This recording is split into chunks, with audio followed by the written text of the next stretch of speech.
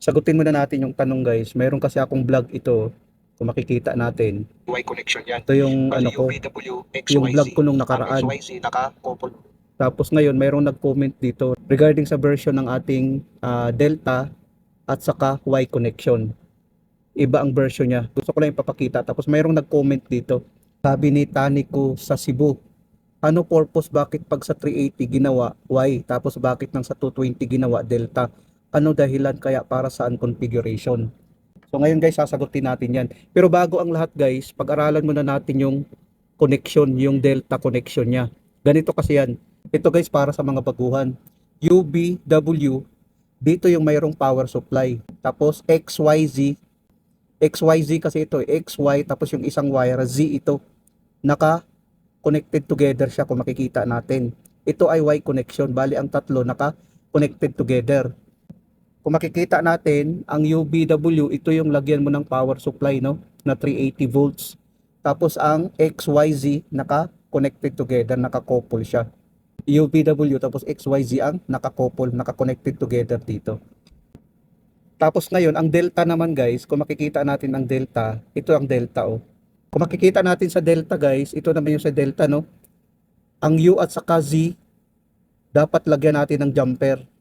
Tapos B at saka X, nagkaka-connected together siya. Tapos W at saka Y, connected together siya para sa 220 volts. Meron kasing ibang marking, U1, U2, B1, B2, W1, W2, mayroong ganun kasi na marking. Ang marking kasi niyan ganito. Pag dito tayo magsimula sa U, ito yung B, tapos W naman dito. Tapos X, Y, Z. Ito yung connected together, oh. Kung makikita natin, connected together. Paglagyan mo ng power supply itong line 1, line 2, at saka line 3, connected together siya, gagana ang motor natin sa Y sa 380 volts. Ngayon, pag sa delta naman guys, ganito naman oh. Ang U, tapos dito naman ang B, W, tapos X naman dito. X, tapos Y, tapos Z naman dito.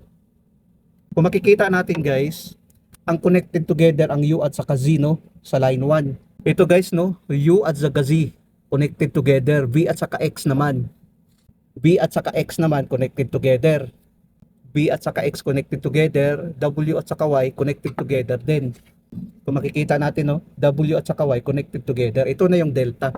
Base na rin sa experience ko, ang purpose kasi nito, kung mayroon tayong available na voltage na 380, pwede natin magamit ang Y. Ngayon, kung mayroon naman tayong available na 3-phase na 220 volts, tapos wala tayong 380 volts, pwede natin magamit sa delta. Yun ang ibig sabihin kung bakit mayroong Y at saka delta. Nagdidepende rin ito sa voltage na mayroon tayong available. Kung available natin 3-phase power supply, tapos 220 volts, gawin natin delta ang motor. Pag available naman natin 380 volts, so gawin natin Y. Yun ang purpose guys. Pero kung mayroon pang ibang explanation na malalim pa dyan, I go for that. Yun lang.